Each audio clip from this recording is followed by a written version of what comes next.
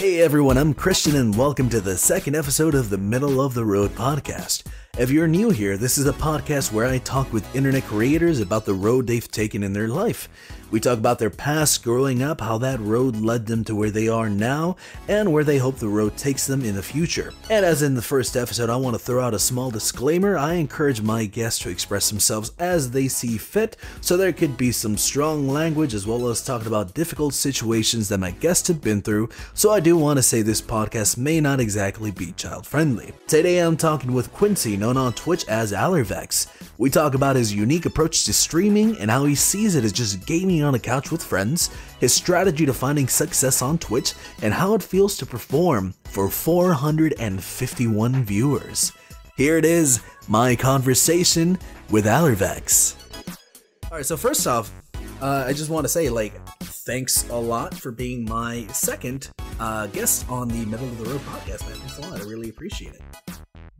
Yeah, well, thanks for having me. I loved your first podcast. I was jumping at the opportunity in order to get to do this. So yeah, see, when people tell me that, I always think in my head, it's like, oh, they're just being nice. It wasn't all that great, but I've gotten that a lot, and it's something I really enjoy doing. But so you have the distinction of being my first Twitch streamer. So the podcast number 1 was with iRetro Gamer Tyler, and he was a YouTube channel, but part of the podcast is interviewing not only YouTubers, but Twitch streamers, animators, all that good stuff. Anybody that creates stuff for the internet, I want to talk to and get their story. And I've known you for, how long do you think we've kind of known each other? Maybe like a year and a half? I don't remember exactly when I found you. Yeah, I want to say at least a year. Yeah, definitely. About a year. That's a safe bet. So, if you don't mind explaining for the people that don't know, because, as you know, there are some people that still don't know what Twitch is. What is a Twitch? Yeah, exactly. So, a Twitch is basically a broadcasting platform that allows people who enjoy video games. Now they have channel and content for like IRL or music or even the art formats. So like if you're into painting, even digital art, it's a platform that allows people to express kind of who they are. Mm-hmm. And it's open to where people can interact and join in the conversation live. Mm-hmm. So unlike YouTube, where it's more or less a platform that's pre-recorded, done, and then people can watch it later, it's all live interaction, which allows a lot more engagement, I feel, to the actual viewers, which I just find a really beneficial platform for viewership. I think it's gaining a lot of foothold too, especially with the current purchase by Amazon and things like that. But yeah, basically for me, it's just a place that, a lot of people get to hang out and enjoy conversation with one another, not only get to conversate with other people in the channels, but you get a live engagement with the streamer on whatever content they're doing.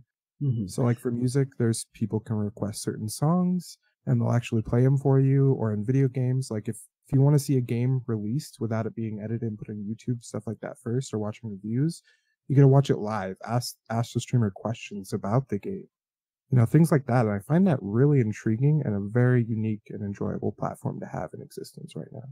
Yeah, it's definitely a different beast compared to YouTube, because like you said, I find myself watching a lot more Twitch now than YouTube, simply because I enjoy that interaction. And something that draws me to your stream specifically is I feel like you have the ability to connect with people. Like for me, sitting in your stream it's literally like just kind of sitting on the couch with a buddy, like watching you play games and you having a drink and all that good stuff. It just feels like you're connecting with somebody, and I don't think that's something you can get from YouTube. I mean, there's still a channel here and there, some of the smaller ones that I watch that aren't as edited and as artificial, that you can kind of still get that feeling for, but it's a different beast altogether. I completely agree. And then Amazon purchasing them and with that free Twitch Prime subscription and all those rewards, it's made it a lot more viable for not only people to just sit there and enjoy the platform of Twitch, but also for people to be on Twitch like yourself and make a little bit of money. Yeah, no, I 100% agree. With everything that you just said, especially just for me, how you relate it is you get to kind of chill on the couch and watch somebody stream and play. It's almost like you're chilling with them yourself. For me, when I was ever playing games young and growing up, I was always a couch kid. I always loved chilling on the couch, watching my friends play. We'd rotate, take turns. So I find myself time to time now where I get bored when I'm by myself playing video games. And that's why I love Twitch so much, is because I get to be able to sit down, play video games, and basically have a virtual couch. Like people that get to like cheer me on when something cool happens, or like get all nervous and scared when I'm like freaking out on a horror game or something. That's literally what makes games fun for me anymore. I agree. So how long have you been streaming, Bex? So I would say about a year and a half is how long I've been streaming. I Really? don't know the exact date, but I think we're either a year and a half or almost 2 years. Yeah. On and off, there was a lot of times that I would say I wasn't able to stream, or I was like, working a lot, things like that. Personal life problems obviously come in. Hmm. I did get the pleasure of getting to do, 4 months of full-time streaming, which was amazing. We were doing 5 days a week, 10 to 13 hours a day, and that was super enjoyable. But more or less in between that time, I've had experiences where I was doing like 2 streams a week, or experiences, well, maybe I missed a week, and things like that. But yeah, from the See, start, it was probably a year and a half. I was in before like the affiliate program and stuff like that existed and whatnot. so And really okay, cool. Got to be one of the people that first joined it. So so that sounds like it's more than a year and a half. So when you say a year and a half, you mean like seriously, right? Or is that the day you created your account?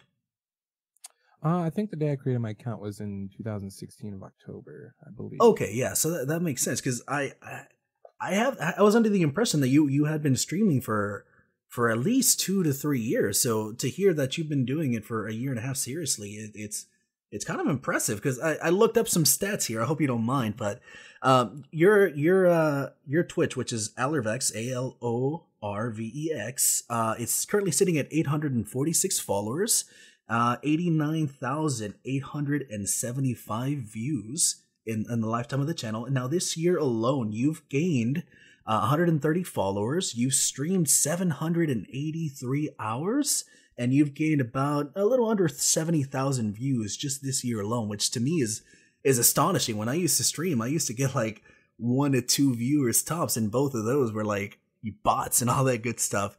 So it's just kind of impressive that you've reached such high levels in such a short period of time. Another stat that I saw here, June was a really good month for you, June of 2018, because that was when you had your peak viewership, which was 451 viewers.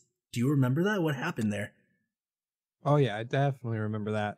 Um, so yeah, and I just want to say thanks for all the praise, man. It I'm very prideful in like my stream and things like that, just because it's super gratifying how much you feel accomplished when you have like a peak viewership, or and in June specifically, that was a time that I actually got to do this transition where I saved up enough money to where I could take a couple months off work and just actually enjoy streaming pure, like that's all I was doing. So that was one of the things that kind of led to that June being a good month.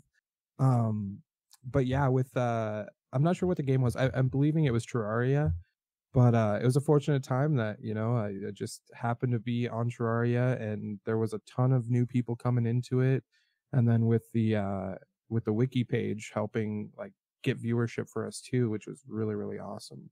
Now I can't always take 100% credit. I'll just be humble in the fact that there's a lot of other amazing streamers out there that have hosted me, and there's great small communities that they put in a lot of effort to make sure that other small streamers work good as well, or make it as well. So I'm not sure if that day I did get a host or not. It's very possible, being that it was a really high peak in viewership. Mhm. um but yeah, I'm super grateful whenever another streamer notices me, or things like that, and they do give those kind of hosts. And having that many people in your stream is so enjoyable, because like when you mentioned you have like 1 or 2 viewers, like you're constantly trying to talk to make sure that there's still content, right? And Mhm. not always are those viewers going to be engaging. Sometimes they just want to sit back, relax, and watch you play a game. Mhm. So it's like you're trying to open up questions, engage. But when you have 400 people in there, man, there's at least at any time like 40 to 50 people asking different questions, or Yeah. creating engagement, which as a streamer makes it so much easier. Oh, it's I think easy it'd be mode. harder. Yeah, exactly. You'd think it'd be harder, like having more people in a stream, but it's actually 10 times easier because you don't have to constantly think of like, random things to talk or like, dialogue the game, which I try not to do as much, but it helps fill that dead space because you don't want any dead space at all.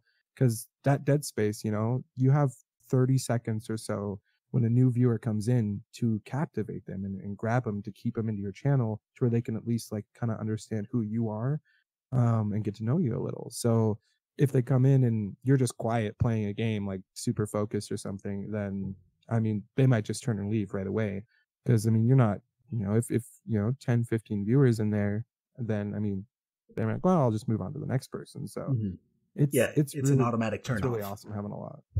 Yeah, and then you brought up something else that I think is really important, because I think with Twitch getting so big, there's also a big influx of people that are trying to get into Twitch, not as viewers, but as streamers, as content creators themselves, and a lot of them go in with the impression that that it's easy, or to put it simply, they approach it with that whole like follow for follow mentality. I know like one streamer specifically that, I won't bring up or whatever, but they went super hardcore into it, and they got, I mean, they got followers. They're, last time I checked, they were sitting at like 7,000, 8,000 followers or whatever, but Mm. you go into their stream and there's nobody in there, and that's just not the way to go about it. Like you said, it's all about networking. When you go into Twitch, you talk to people, and it's not even necessarily just talking to them for the sake of like trying to benefit from them, or like, oh, hoping they'll host you or whatever, but going in there and just being friendly with people and making genuine connections, and that's how you grow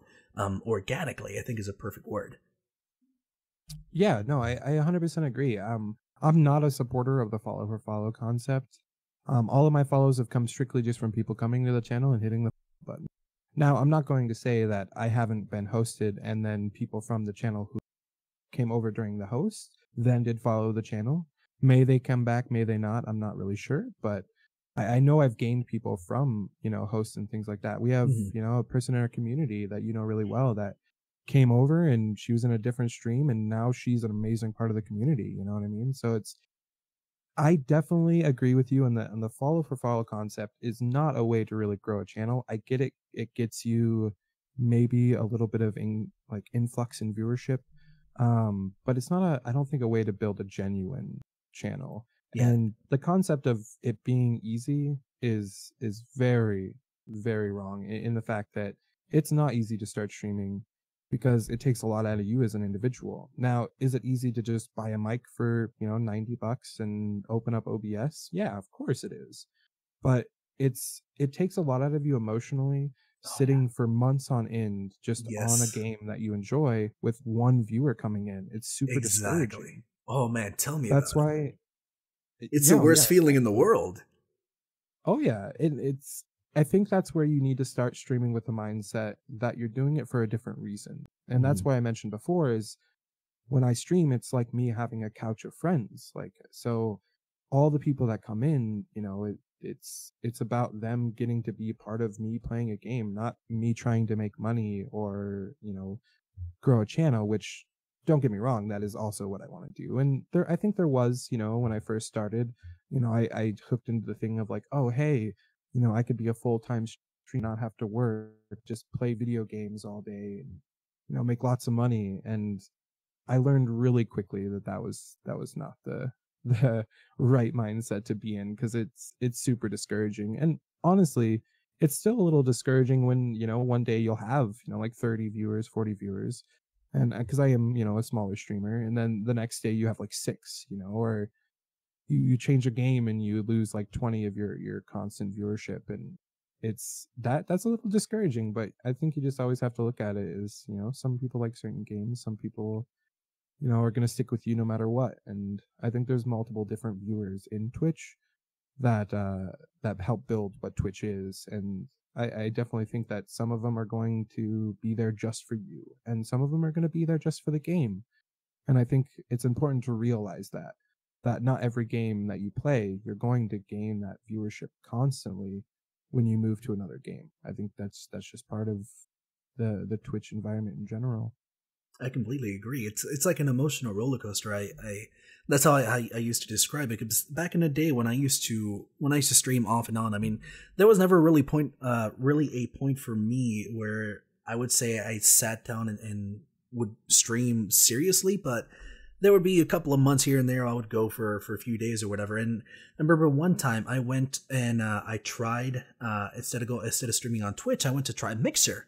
And because this guy that I Okay. used to know on Twitter, he was like, "Hey man, try Mixer. It's such a great community. It's smaller, but there's more people. You get more exposure. People are so nice." And I caved in, and I was like, "You know what the hell? Let me try it." So I remember I did a multi stream on Mixer and Twitch at the same time. And on the Mixer side, it was the best stream I've ever had. Like I remember that to this day. I had like 22 to 25 average viewers, which for me was like I was sitting there with 100,000 viewers is what it felt like, and people were being interactive and talking. And I remember we even got into like some of the deeper topics of conversation. We were talking about depression and mental health and all that good stuff, and I felt like I was on top of the world. I loved it. I was like, man, this is it. This is what I want to do.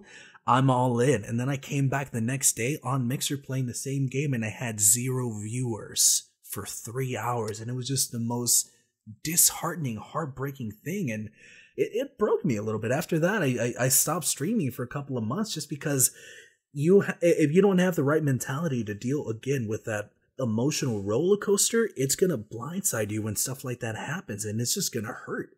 And as human beings, you avoid stuff that hurts you. Oh, I agree. Yeah. And well, you actually make a really good case in what you're kind of describing is that helps build a small streamer though. As much as you want to say or I agree with the fact that it's super disheartening and things like that, most people take advantage of the fact that they have, let's say even 100 viewers or something like that or engagement in their channel. It makes you, when you have a day like that, it makes you so proud of even 1 to 2 viewers in there that are engaging that you feel like you're on top of the world. And I think that's one thing that a lot of small streamers neglect, or, a lot of people, just even some big streamers, neglect the fact that how lucky you get to have someone sitting at their computer watching you for hours on end and just engaging with you. I am so grateful for the people in my community and my Discord. And granted, it's taken me a while to build what I have, but like when I have 10 viewers, man, I'm on top of the world just as much as if I have the 400. You know what I mean? Like, Yeah, yeah, you get a little bit of an easier job if you have 400 because there's less engagement you have to do. And what I mean by that is there's less personal one-on-one connection where you get to have a lot more fielding of questions, and you get to just tell your stories and kind of enjoy yourself.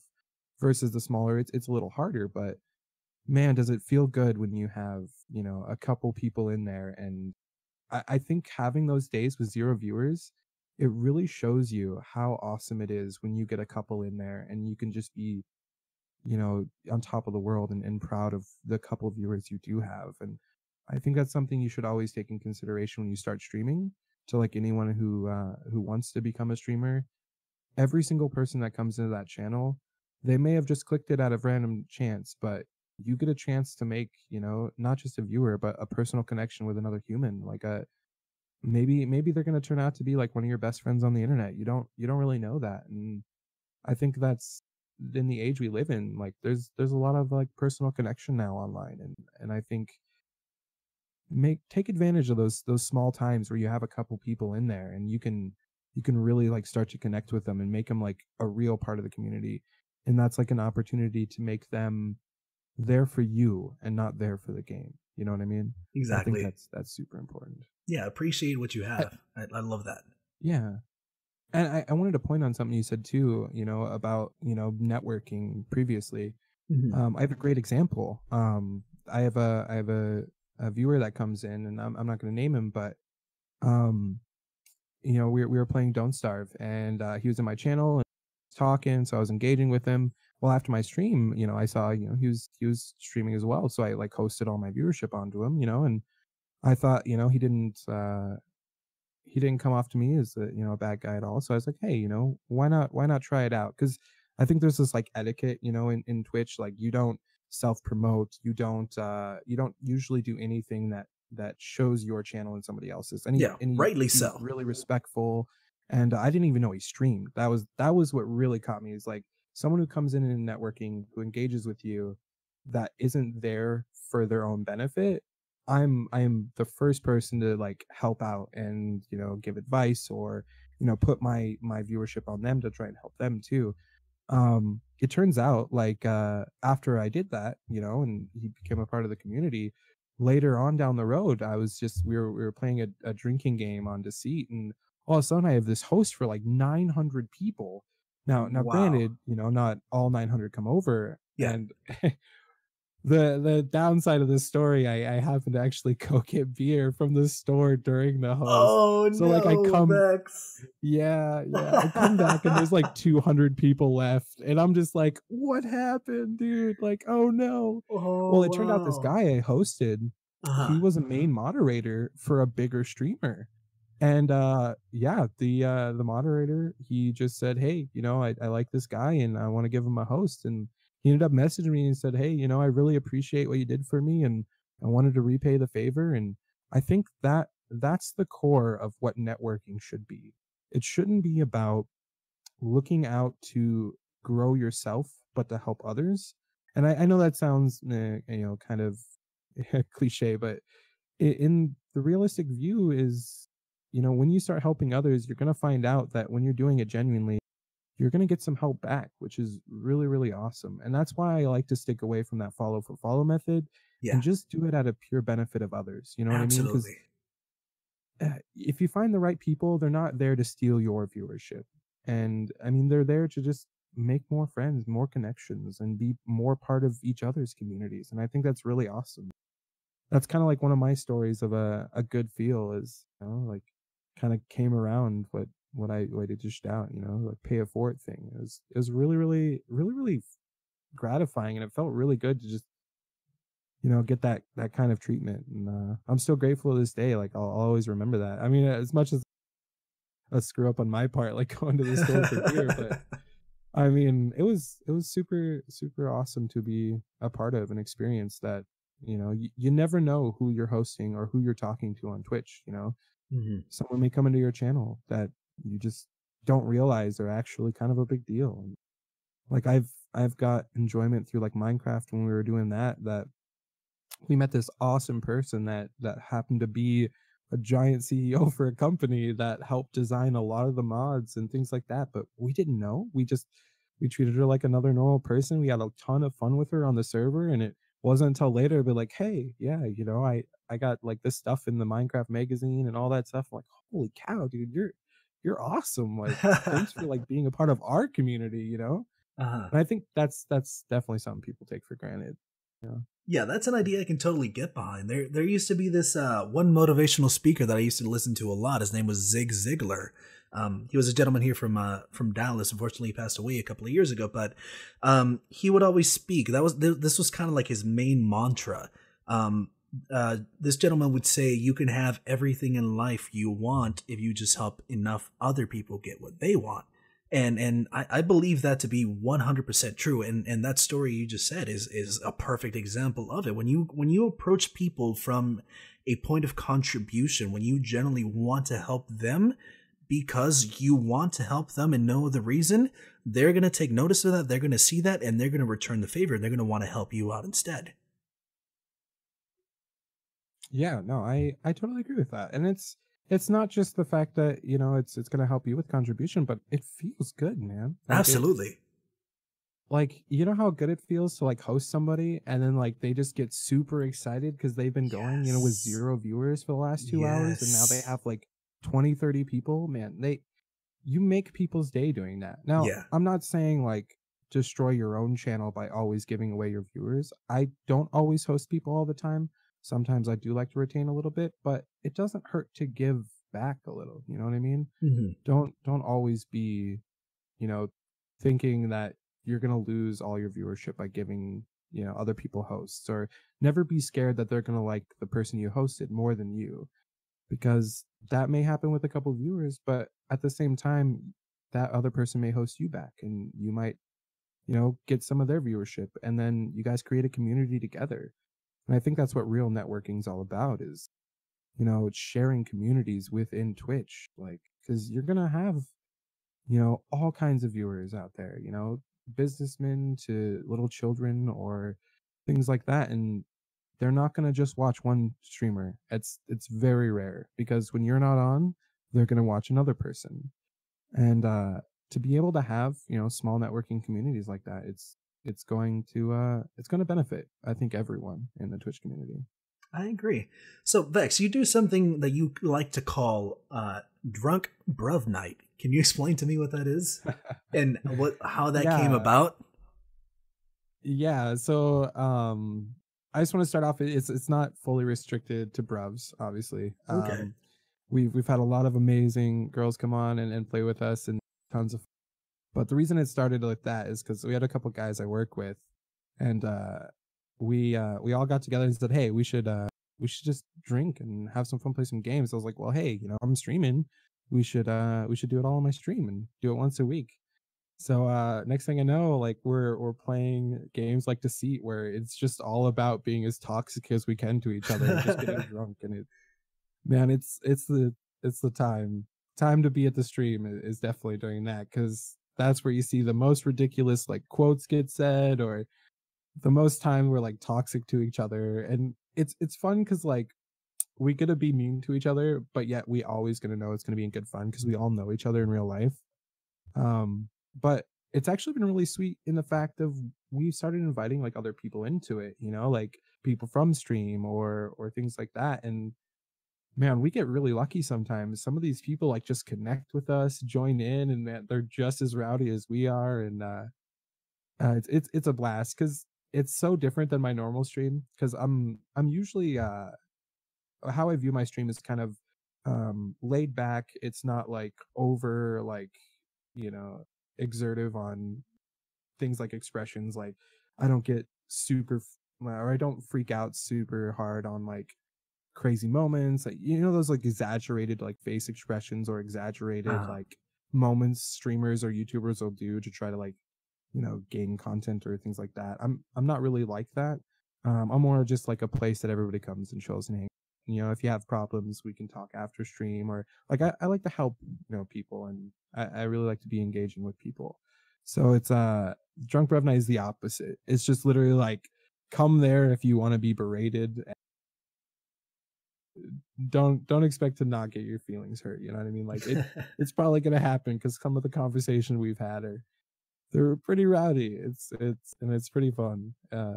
Man, we've said some stuff that I would have never said in my normal streams. It's just great. It's absolutely it's nice to have that change of pace, and it's just a blast, honestly, man. I agree. So it's just a bunch of dudes getting drunk together having fun, right? Yeah, that's more or less it. Yeah, we just we all get pretty wasted and just I mean there's no filters, so it's pretty fun. That's awesome. I really like the idea. Yeah, no, I thought it was a pretty good idea to start too. And it's worked out really well so far. So I mean I can't complain, that's for sure. We've had a lot of enjoyment, a lot of stream time with it. We've done everything from like killing each other in SOS on accident to Deceit to Sea of Thieves. And oh boy, man, if you see like 4 dudes drunk driving a ship onto an island, it's pretty special, I'll tell you that much. Yeah. It's a great time. Well, hey, in honor of Drunk Bruv Night, I thought I'd bring out my my own can, and cheers, man. Oh, hey, yeah, I'm drinking as well, man. Cheers, for sure. It's awesome. I've been waiting forever to get that open. It's a new beer that I found. It's by a local brewery here in Texas called Twisted X Brewing Company. And of course, not a sponsor because I don't have any sponsors yet. But it's called Whoa Mango. It's a mango IPA. And I just recently learned what IPA basically is. And I only recently learned what type of beer I like, which I think somebody said are called porters, like the darker flavored beers. Usually IPAs tend to have more of a hoppy flavor, if that makes sense. I used to describe that hoppy flavor as just like the beer taste, and I didn't really much care for that. But I saw this in It was really interesting because the description reads, and I quote, says, Wool Mango, this IPA combines flavors of mango, peach, and citrus paired with tropical hop aromas for a new taste experience. And it's delicious, man. You drink it and you get a taste of grapefruit, you get a little bit of peach, you get the mango at the end. It's amazing. I love it. I don't know why we're talking about beers, but I just kind of had to get that out there because I know you're a little bit of a beer guy. Yeah, that's true. Yeah, I'm a big beer enthusiast, almost to like a douchey level. Almost, not there I yet, but almost. I do enjoy beers. A funny story about IPA is the reason is quote unquote hoppier or usually has a high content is because back when they were first shipping it on the ships, the beer was spoiling by the time they actually reached the main shoreline. So they needed to find a way that they could keep the beer product to get it across the seas without it spoiling. So they increased the alcohol content and increased the hop rate to actually preserve it. And a lot, actually, back in the day, they used to hate that beer because it didn't taste as good because of the added stuff to the mixture. But now more and more, it's become quite a beer favorite. Yeah, I think it's like the most popular beer. IPA, like the most popular style of beer, IPA. Like everywhere you look, it's IPA, IPA, IPA. Especially here, a lot of the local brewers do a lot of IPA stuff, which is weird. Yeah, it's really big in the West Coast, especially around like Washington, Portland, Montana areas. Mm-hmm. I think it's just the preferred beer over here. I'm not sure if it's the biggest beer or not, but yeah, it's definitely the most popular thing in this region where I live at. So. Oh, look at you! Anytime I need favorite kind. Yeah, anytime I need beer advice, I'll just ask you. Recommend some stuff. Vex, the beer expert. You have a pretty distinctive name, Alorvex. I'm pretty sure I've asked you before, but I honestly don't remember what you replied. But is there a special meaning behind Alorvex? Well, okay, so the story really behind Alorvex is throughout my gaming career, I think all of us, we always want a unique name, right? We always want something that's ours, that whenever you log onto a new game that people don't already have, and you don't have to put like something for it or like change the spelling of how you like. So, I've always used other names throughout things, and they've always been taken. So I wanted something that nobody's ever used before, or hopefully nobody's ever used before, and something unique, right? So like whenever I logged onto a game, it would be my name, or whenever I made channels or emails and stuff like that, it would be mine. So funny story behind it is I went to a random name generator and I spun it for like 3 hours. I'm not even kidding. Wow. And eventually I found one close to Alorvex, and I ended up just deleting some letters. And yeah, I did a lot of research to see if it was used for anything else, or I Googled it to see if any other people had it, things like that. I mean, as best as I could, right? And I was astonished to find that it wasn't used in any, streamers or YouTubers or excuse me, any like main like product content or anything like that. So I was like, yes, I finally found myself something that could be me. And if you look now, like Google me and stuff, like, my name, it's literally just pages of pictures of me with like my streams and stuff like that, which is, it's almost like gratifying to know that you're the first thing response when you get Googled, you know what I mean? Like, yeah. I mean, besides like Googling your real name. But it's really cool. So, I mean, the main story behind it is it just happened to be a random name generator that I bit, and turned out it wasn't in use. And that's what I was looking for, man. I wanted something that nobody had their grips on yet, and something I could use in every game to like, really show who I was as, my gamer name, like everybody's little alter ego names.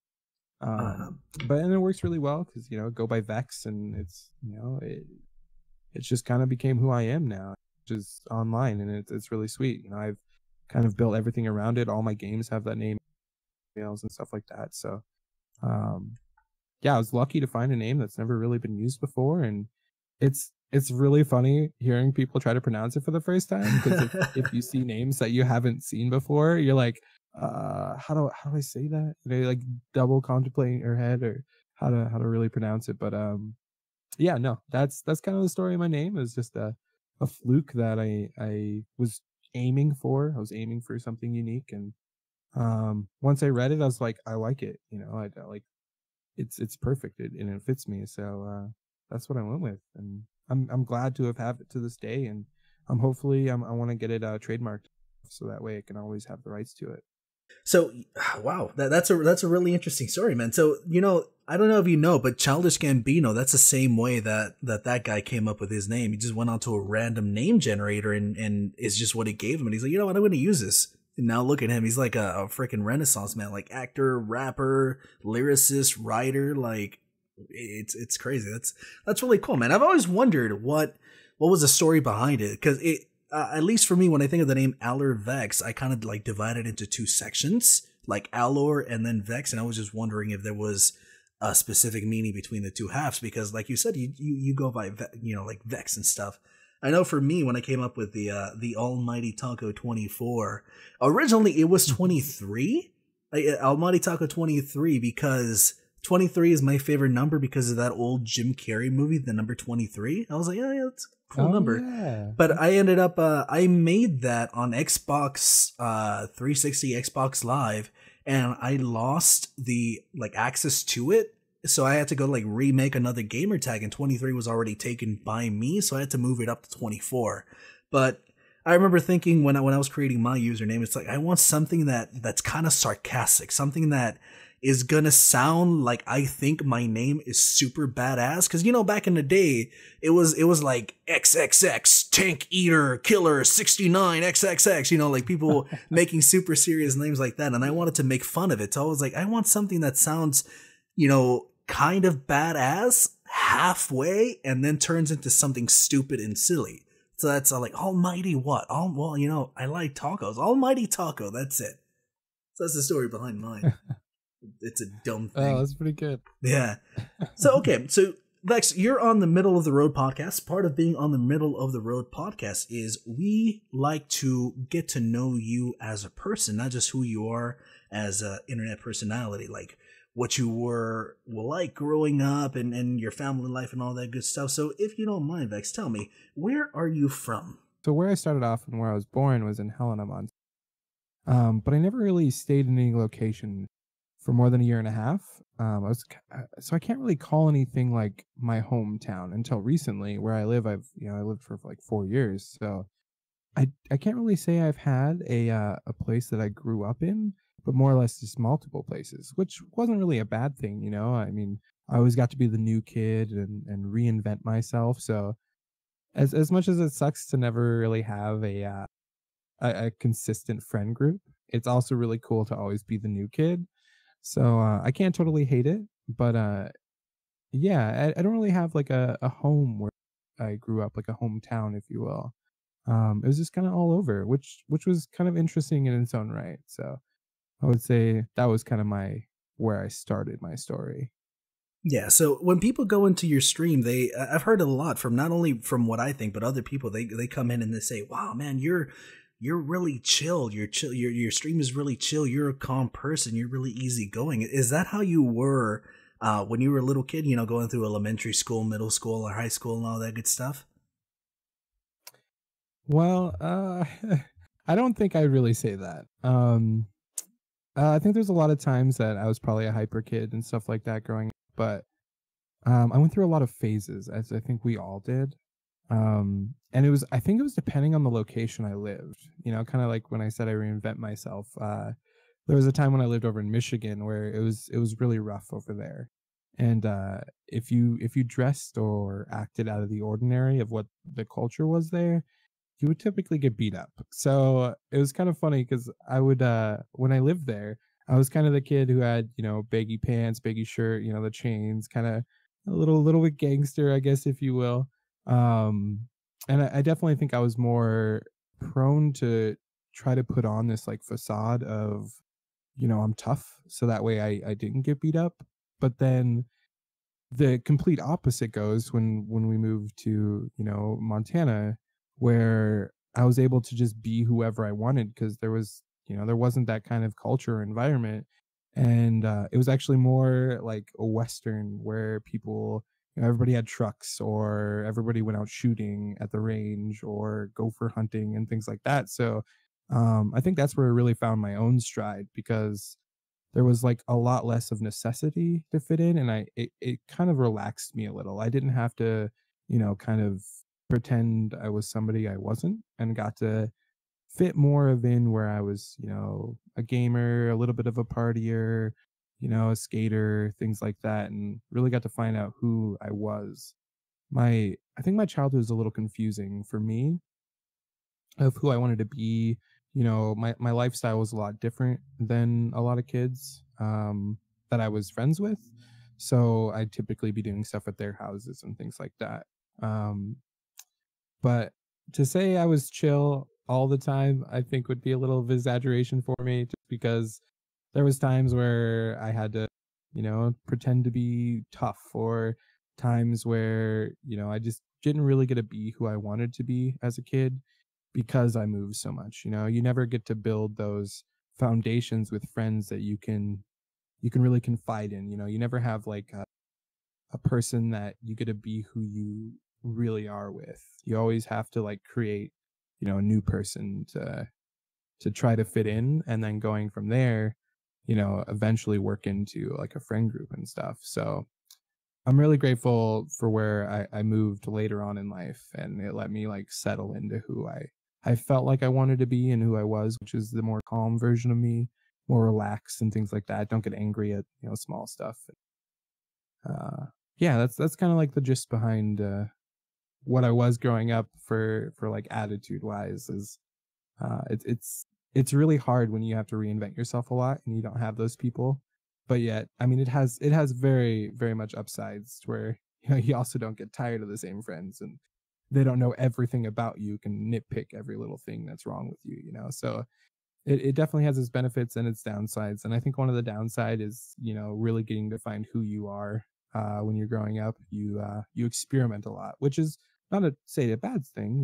You still get to, delve into things you wouldn't normally do if you're in like a one location for your whole life. But it also takes away from the little bits of who you are starting out. So So why did you guys move around so much?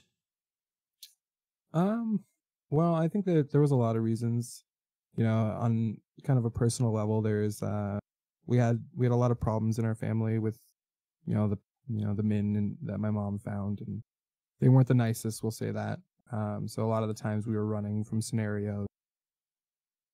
It was kind of a lifestyle where my mom just got unlucky in the men she felt or found, and a lot of the times we just didn't have money or couldn't afford to be in certain locations, so we had to find places that, we could take a camper to live in, and there was a lot of times where we had to, stay with friends, or live in campers with family and stuff like that. um but I think mainly that, she tried her hardest to, find decent people, but I mean, what can you do when there's just, there's some decent people out there, and then there's some non so decent, and it just turned out to be, it's easier to run than it is to have to deal with it all the time. So I think that's why we move so much is a big part of that. Yeah, I completely understand that. So you said you moved to you're in Montana now, is that correct? Yeah, yeah. Mhm. Were you there during your high school years, or where did you spend your high school years? So I split my high school years up. But my impactful ones, which would be junior and senior, would have been here in Shelby, which is north. Really small little podunk town that nobody should ever look up. Trust me. Um, it's got like 3,000 people, and it's terrible. It's one of those like small town that everybody got, and that is not what I like. I kind of like anonymity a little more than everybody knowing everybody's business and then judging you for it. So my advice is, sometimes small towns suck, but that's where I ended up for my last couple years. Um, and then my junior year, so I didn't go to a senior year of high school. My junior year, I took extra college credits to graduate early, um, and kind of get me out of that school pretty quick. Because when you came into it, everybody already knew everybody, so you were definitely like really an outsider in a small town. So it took me a long time to fit in, but I found a really, really cool guy that, just took up to me right away. Just amazing dude. His name was Michael, and he helped me get through my high school years. And man, we had a lot of fun. I will say that. That's where I started skating and really finding my stride was those last 2 years spending there. And then I ended up after my junior year, rented a house out, started working, and next thing I know, I started adulthood pretty dang quick. Yeah, adulthood sneaks up on you real quick, doesn't it? Yeah, It's just like one day from another, you're like, oh my God, I'm doing taxes and I have insurance. What's going on? Right? Okay, so at what point did you decide to go into streaming? I'm trying to connect the dots between like you finishing high school, starting to work, and then you becoming Alorvex on Twitch. Right. So that is kind of interesting. So I didn't really start streaming until I moved to where I live now in Missoula. Um, but so I had a phase, we'll say, we'll call it the party phase, right? Where we were always drinking or doing other stuff. And I didn't have time for a lot of video games when, I was in my 18, 19, 20. Um, we were always doing something different outside or, doing some parties and stuff. But from there, I when I moved to a location where I didn't have my friends anymore, I still always loved video games. Like I'd always want to play video games whenever I had free time. Even though a couple years I didn't really play any other than like maybe Call of Duty every now and then, but that's when Black Ops was actually good. Um, we I wanted to pick up a game that could kind of take my mind off of when I moved to Missoula of so much free time because I didn't have friends anymore. And I think that's where it really sparked everything is like, I started playing games and then I didn't have anybody to play the games. So I was like, well, how can I do what I've always loved with an audience? And that's where I started delving into doing YouTube actually, which is kind of interesting because that's where I would have started. I wanted to be a YouTuber really bad. I wanted to be able to record games, put up some stuff, and I actually do have a YouTube with a couple things on it.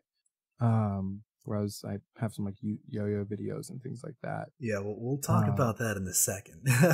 I got some yeah, questions about that.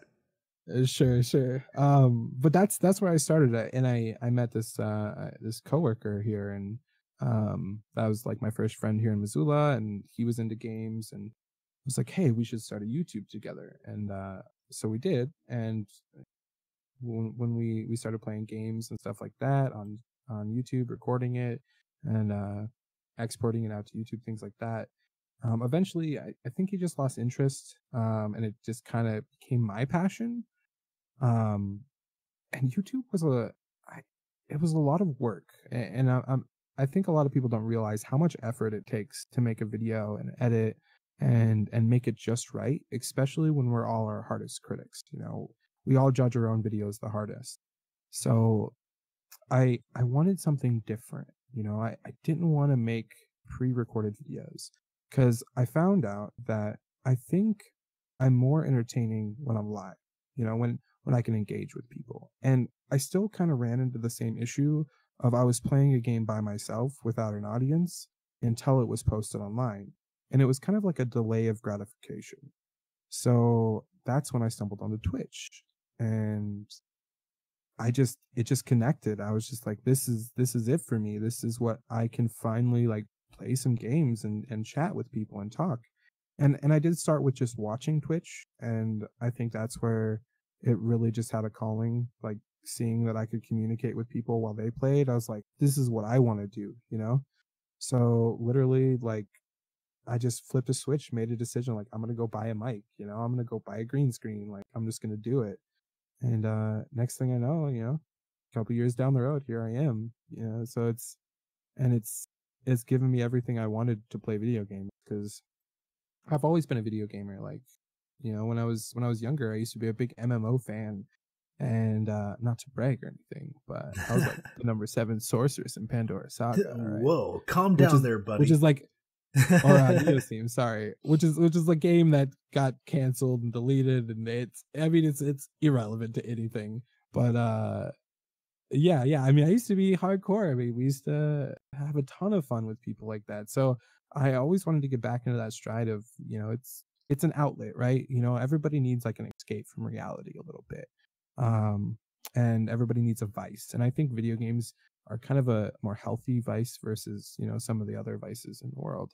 So I've always liked having that outlet that I could dip into a world that wasn't my own, kind of way to release, all my life problems, my stress and things like that, and escape it for a little bit.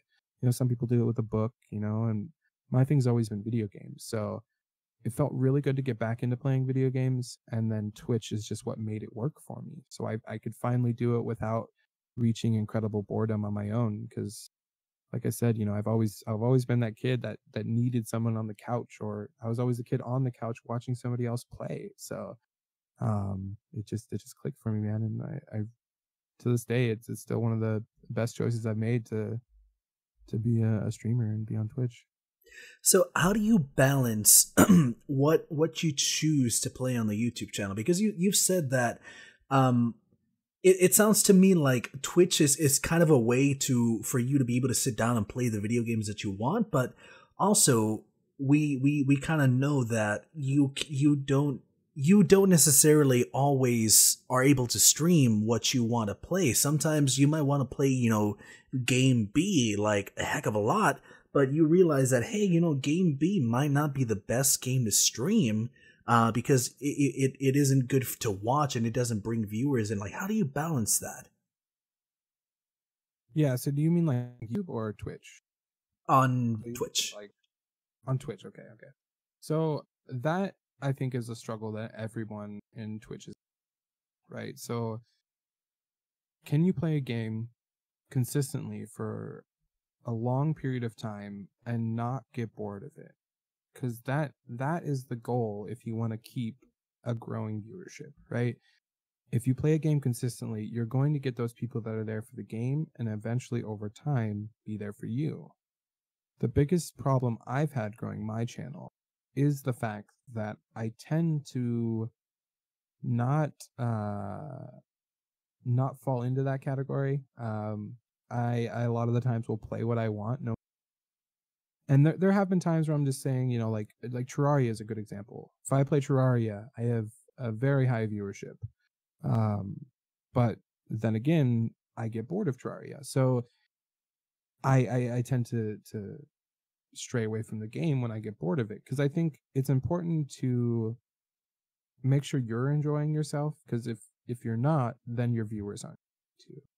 And that's kind of the problem I still as a streamer struggle with. And I think that is a problem that a lot of beginner streamers struggle with, is how can you maintain one game to keep growing your channel? And that's why I think that I lack a lot of viewerships that I potentially could have, is the fact that I bounce from a lot of different games. I mean, if you look at my Discord, there's, hundreds of people in it, but they're all from like 30 different games, you know what I mean? So it's hard for them to connect with each other. It's hard for, them to watch a game that they don't enjoy. So you end up growing this kind of strange community that some of them enjoy certain games, some don't, and then you won't get some of them when you stream a game, but then you get the others when you stream the previous game you were playing. So I think if I had a choice and I could make it different when I started my stream, I would have picked one game and stuck with it the whole time, and found a way as an individual to overcome the hardship of constantly playing one game. And I think that's where my biggest flaw is the fact that I haven't yet found a game for me that I can be so involved in that I don't get bored. Um, and I think that's what kind of kills my channel a little, if you will, is the fact that I do bounce so much and I can't find that game that I get super involved into. Because the more you're involved into a game, the more you're involved into its community, and then the more knowledge you learn from it, and the more help you can provide to the people coming into your stream. And it's just kind of a trickle down effect, right? So the more help you give to the viewers, the more likely they are to stay there for you over just the game. and it's interesting to grow, and you'll actually see that in a lot of the big streamers. Most of them started with a main game, including the big variety streamers now, like Moon and Soda and stuff like that. They all started with a main game, and it wasn't until after they had a significant viewership that they were even to be able to become variety streamers. So I really think I personally can't stray away from variety streaming because it's what makes me happy.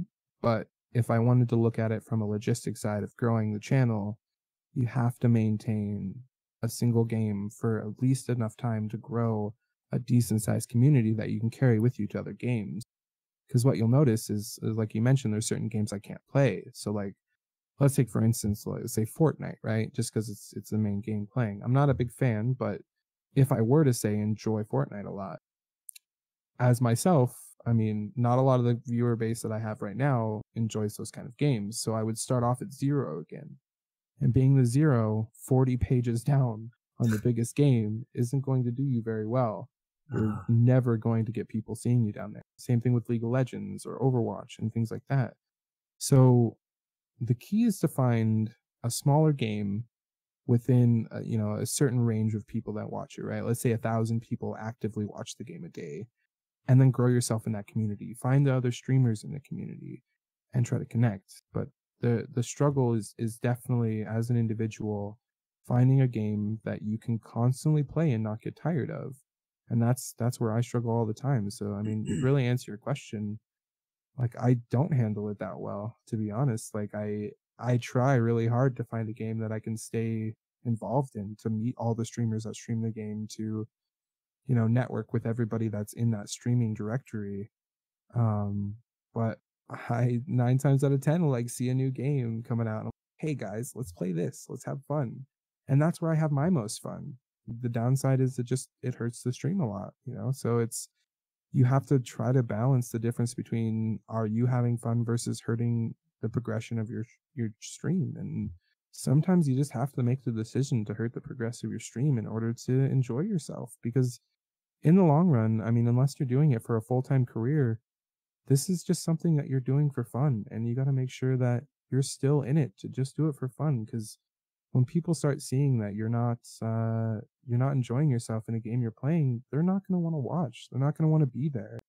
They want those pog champ moments, or those you know suspenseful moments, things like that. Like, and they want you to be super engaged. And when you're not, and you're just going through the motions of a game that you've played way too much, then I mean, it just falls by the wayside. And I think that's why FPS and stuff are so popular, is because there's a lot of the respawning of a map or a match over and over and over again. It constantly has like suspense for people.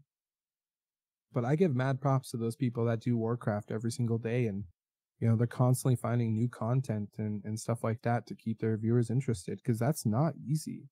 It's really hard. Like, for instance, I do like Don't Starve a lot, right?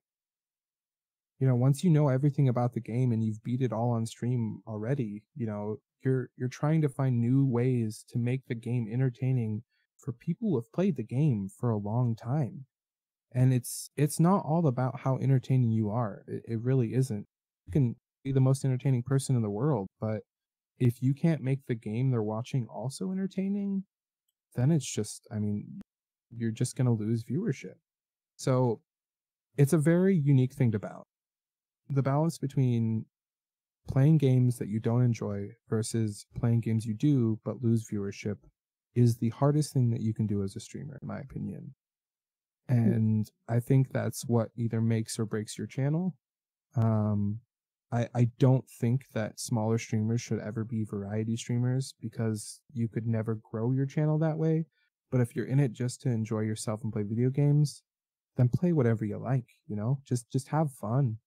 I mean, that's why you're in it in the first place, is to have people be there with you and enjoy yourself playing video games. So, I mean, that's kind of a trick question, in the fact of what's your purpose in what you're trying to accomplish with your channel. And I think everybody has that underlining hidden thing where they want to do it for a living. Because I mean, I don't think anybody that streams being like, nah, I never want to do this for a living. We all want to like just play video games all day and just talk to people all day. I mean, that's just the mentality of most people who actually actively stream. So it's like you're always thinking about that in the back of your mind, like, is this hurting my channel? You know, if I play this game that nobody's gonna watch, is it gonna hurt my channel? But as long as you keep yourself in the mindset of like, hey, you know what, I'm gonna have fun, and not always can I like relate myself to whether or not I'm damaging my channel by playing something I is really important. And thankfully, this isn't just seen throughout like what I'm vocalizing. You'll see this in big streamers. You know, there's a lot of big streamers that will have done the same thing, and they've lost, you know, tons of viewerships. Like, so it's but you watch their streams and you'll find out they're enjoying it. So it's not always a bad thing, and sometimes it will progress you farther when people see you're enjoying. Sometimes you'll have those nights of 0 viewers and it sucks, but yet you still had fun playing games, man. So it's Yeah, kind of my opinion on that. it's definitely a catch-22 where you need to have fun to get viewers, but sometimes you need viewers to have fun. And I think it just speaks to what we were talking about earlier, that Twitch is one of those things that's like easy to learn but hard to master. A lot of people think it's easier than it actually is. You have to deal with these situations that kind of seem unwinnable, where it's like if you do one thing, then you're missing out on this thing, but if you do the other thing, then you're missing out on this thing. And that was a really good answer. I honestly didn't expect that to be that in depth, but you're absolutely right in everything you said.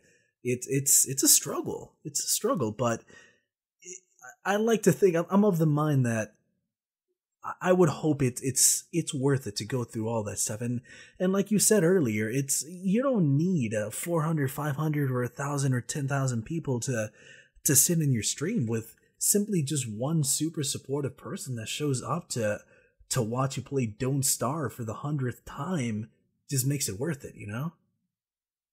Yeah, no, I 100% agree. You know, and I'll even shout out here too. You know, I have a viewer that has been with me for so long. Like I can't even explain how grateful I am to him. He's become, you know, more than just, you know, the mod for my channel.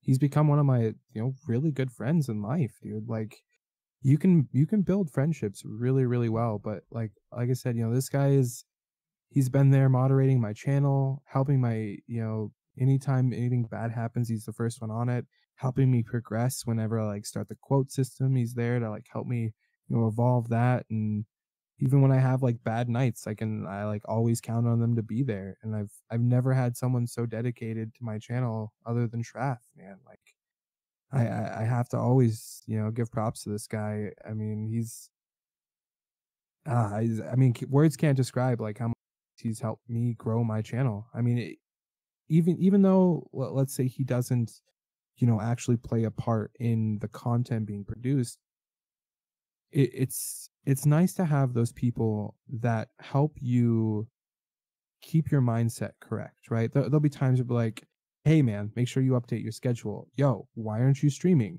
Things like that. That like he's in the dark times that I've had where I've come close to just being like, I just don't want to stream right now. He's kind of like helped me keep going. And I think that's important when you mention like having those small amount of viewers and you find those people that are super dedicated to you, that just hold on to them, man. Like keep them close, because they'll help you evolve more than just your channel, but you as like an individual, you know, like always being able to count on somebody is, I would even say, is pretty rare. Like there are some people that will get that in bigger streams, but I mean, I don't want this to be just like a shout out session, but for him, but honestly, I have to at least put this in here because you know he's been a big part of my community, and he's been with me through everything, man. Like, I mean, he wasn't there in the very start of the channel, but as soon as he joined when we were doing Borderlands, there's not a game I've played that he hasn't helped or participated in. Like, not a game that I don't think there's a stream that I've been in that he's missed. Like, it's insane. It's so rare to see him not in the channel. So it's just a word to the wise that when you have small people that are starting to join your community and you have those those people that are so loyal to you that they'll follow you anywhere, never take them for granted, because they're they're what your channel is. You know what I mean? They're so important to like keep the thriving of the channel and help it when you hit those hard times of saying like, I just can't play this game anymore. I have to rotate, even though I'm going to lose all these viewers. Like, I'm always going to have my main group, you know what I mean? And being those people in that main group are the ones you need to always focus on, especially if you find yourself in my predicament where I get bored with video games certain times and I have to change. Take care of your viewers that are with you thick and thin, and don't just treat them like viewers, because they're not. They're real people on the other side of that monitor that you've made a connection with, that are really becoming a part of your life. And if you're in streaming for just streaming and not in it for money, you have to realize that it's a part of you now. Like, it's a part of life, and you need to make sure that every part of that is getting involved into who you are. So if I had like anything to say towards, if you do what I do, which is, change a lot of games, and you risk losing your viewer base a ton and don't stick to that main same game, keep hold of all those small people that join you and sure that you're making them feel important, and let them know that they are important. Give them props, shout them out in your Discord, thank them time to time. Don't always just expect they're going to be there, because they're really not. You sometimes you got to work for it. Absolutely, a very heartfelt shout out to our boy Shrath. Yeah, that goes back to again what we were talking about earlier. We've touched on so many subjects, but this is why I honestly, this is why I admire you, and why I have no doubt that you will eventually be successful on Twitter, because you have that genuine ability to connect with people that come into your stream. And when you do that, they become your number one cheerleader, and they will be there through thick and thin to help you out with anything you need, and you help each other grow. And that's a perfect example of what I believe a Twitch community should be. Yeah, I agree. And I think it's a perfect example of how amazing Twitch is, that sometimes people take for granted, because there's this whole culture, yeah, and we all get this whole like meme culture that's within Twitch, but I think some people forget that there's this beautiful underlying community that's within it, that is full of amazing people that are just there to make friends. And there's a lot of introverted people in this world that need ways to reach out and feel a little bit of love time to time. I think that's the true beauty of Twitch, that's hidden behind all the memes and like trolls and stuff like that. There's some really awesome stuff that's hidden in Twitch that I'm so grateful to be a part of and see time to time. And I think that's what truly drives genuine people to want to be streamers and viewers alike. So yeah, it's pretty awesome. So do you, I mean, after talking to you now, I kind of know the answer to this already, but I'm sure you plan to continue with Twitch, right? Like, what are your long-term goals with your Alorvex Twitch channel? Where do you hope to see yourself in 5 or 10 years? I mean, honestly, I want to be a realist, but I also, want to have dreams in the fact that maybe one day I would make it. But in all honesty, like, I just want to live a good life and always stream. I just, as long as I like video games, I will be a streamer, because I'll always want the ability to enjoy my video games, So my long-term goals with Twitch is stream as much as that I can possibly shove into the free time I have, and keep growing my channel, keep meeting new people, keep, having new connections with strangers and building friendships, and maybe one day create a community that supported each other, and a safe space for people who are judged in school and stuff like that can come, or people that move to new areas like I did when I was a kid, friends that can come and hang out and not feel judgment or hatred towards them.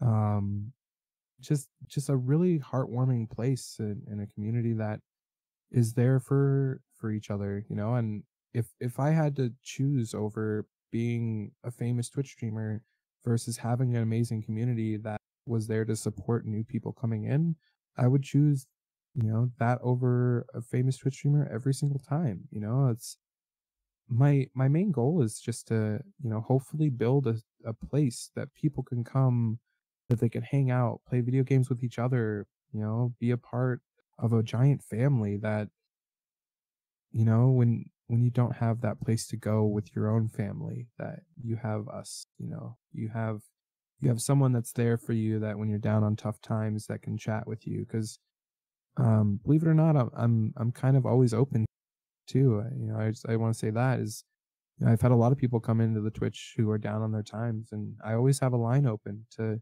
you know, personal message me, and we talk about, you know, struggles in life if things are going tough, you know, because I mean we've all been through a lot of crazy shit in our life, and I think it's I think it's important to have those people that you can chat at to, especially especially on the internet, because it's kind of like a safe spot where you can always turn your monitor off. You know what I mean? You always have an escape, so there's never a full commitment, and that's what I want to build in the next few years. I already have an amazing start for one. Is I just want to keep growing my community, keep growing a place that people can come and be who they really are, and free of real judgment. Now, don't get me wrong, you're gonna get messed with a little bit, but I mean that's all good and fun. Everybody in my community is good hearted. We usually don't allow people in who are let's say unpleasant, if you will. Um, but I think overall, if I had a goal, it wouldn't to become a full-time streamer. It would be to grow an amazing community that I can always count on, that I can play video games, have for interaction, and have there for others to be a part of. That, you know, when they want to play games with somebody else in the community, they can. Or, you know, if, you know, I never have boredom. You know, it's really nice to have a whole bunch of friends on a place that you can trust. So that would be my goal. That's my future plan. Obviously, I'd be a fool to say I wouldn't be like excited to have my own channel that was super successful with support, that I could do it full time and just always stream and grow this. I would love to have that. I agree uh, wholeheartedly that that's what most people would want. Um, but in the realistic side of me, it may never get that big, but there's still a potential to always have what's in my grasp, which is to keep being who I am, keep growing a channel that people can come and just relax and enjoy themselves and enjoy some new games and enjoy accepting, and that they want to be a part of. You know, they don't just go there and meme all day. You know, they go there to, like, you know, talk about their day, tell how work was, or, you know, when they get excited for a new game coming out, they can chat with a few people about it. So I think that's my goal. That's what I really want. Yeah, that's a beautiful representation of what we talked earlier of coming to people or doing the things you do from a point of contribution. I have no doubt that you'll get there where you want to be, where you have this wonderful community to support you, and having that'll give you the successful Twitch channel that you want to help yourself and to be able to make money off it. Like, again, I have no doubt you're going to be there one day, man. I truly believe that, and I'll be there along with a lot of other people every step of the way to help support you, man. Thanks, man. That means a lot to me. It really does. Like, it's a it's, I mean, even getting to do this, it's really, like, I'm grateful for, you know. I'm grateful that you let me guess. I mean, that's not, I mean, it's something you have a lot of pride in for that too, which is really awesome, man. I really do. No, I do want to say, like, in pure honesty, sometimes I'm a little selfish. Sometimes I just have my Twitch to play video games, because don't get me wrong, I need you guys, like, a lot. I need people to help me play video games. So I'm not gonna all say it's for just the community. I do have to mention that I need it too. So I think it's a symbiotic relationship if we want to get technical. Yeah, that works fine for me. So hey, here on the Middle of the Road podcast, there's something I want to do. It's kind of like the traditional way to end the podcast. And unfortunately, for the first episode, I lost this part of the footage when I was talking to Tyler. And I don't know why, but I want to ask you the same question. And again, this is how we're going to end every single episode of Middle of the Road podcast. I want to ask you, Vex, if you have any ghost stories, paranormal activity, UFO sightings, anything of the sort, any cool stories you can tell me, man. Oh geez. Come on, you have to have one. So okay, so I don't really have too many ghost stories. I have ghost stories that my mom said that I had when I was a kid. Okay, that'll work. But I'm not a real big believer in like the supernatural or ghosts. Sure. Like that. But when I was a kid, apparently I used to play in the sandbox out in front of like this apartment complex we lived in, and aka the kitty litter box, by the way. It was really bad. But anyways, so I was playing out there, and I would come in, and this happened like multiple times, but I would come in and I would say something like, "Oh, the man in all black with the black glasses gave me something." And I'd be like handing her sticks and rocks and stuff from like apparently this guy that was like playing with me in the sandbox. Now I don't remember any of this, so I don't know if it's 100%, but this is what my mom claims because I think she's kind of a little bit of a believer. But she claims that I used to always, when I was younger, play with this strange dark figure in a sandbox all the time. And still to this day, kind of creeps me out a little. I'm not gonna lie. Sometimes my mom really wants stuff to believe that there's some like ghosts and stuff. So maybe that was it. But I mean, maybe who knows? I mean, you never know. Whoa. They say kids are a little more susceptible to that, right? Yeah. A figure all in black with black glasses. That sounds like the Men in Black, man. That's what I'm saying. Yeah, I was wondering if like Will Smith came to give me a visit. Oh man, that's crazy! Wow. Yeah, that's a crazy story. Now, not to say that I haven't heard some amazing stories from others. That's a whole different thing. Like I've talked to some people that didn't really believe that I have found some really, really like convincing stories that they've had. I had a really, really good friend that he was over in the military. He was in the jungle, and he was actually like disconnected from his platoon, and he found a figure of the enemy. Like he was in the enemy gear, who led him back to his camp. That was like 8 miles in the middle of the jungle or woods or whatever it was. I'm not sure, but and apparently he was starving and he was like super fatigued, and he just followed this figure of like the enemy all the way back to his house, or all the way back to his house his base camp.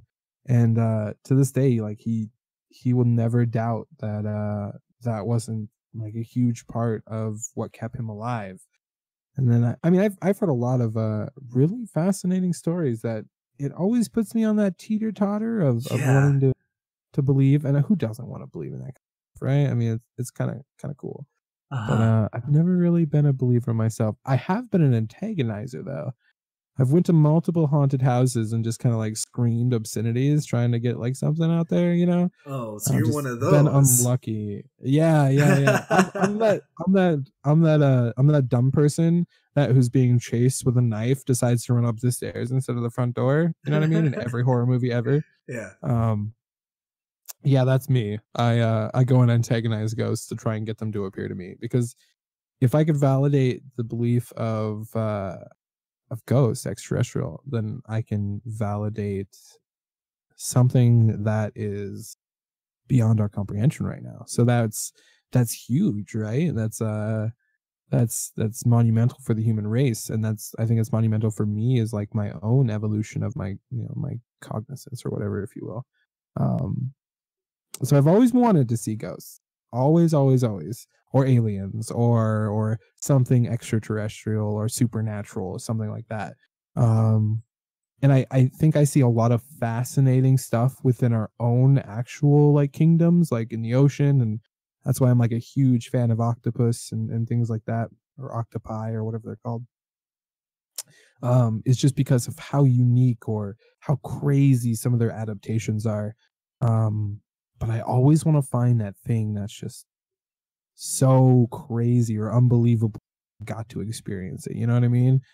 And of course I'm like a fan of the show Supernatural and stuff like that. So I'm like Good show. I like fantasy movies or fantasy novels. I'm always wanting the world where there's like dragons and I can use magic and Yes. things like that. But maybe one day, maybe one day. And not to say that science isn't a form of magic, because there's some really amazing stuff that goes on. So I mean, if we want to consider anything magic today, that's what I would say it was. But I've always had that side of me that's wanted to cast a fireball or two, or shout an incantation and summon like a stone gargoyle or so.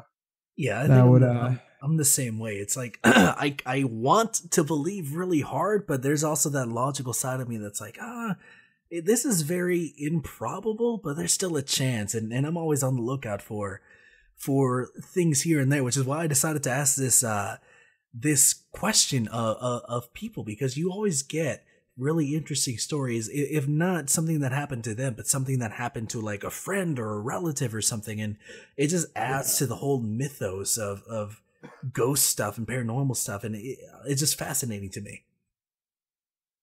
yeah, no, I agree. I mean, there's a lot of time I think I try to like let it, just to try to see what their experiences are, or like see how unique or exhilarating things that they've experienced, that kind of stuff. No, I enjoy it. I'm also the kind of guy that invites like the Jehovah In Witnesses or the Mormons invoice.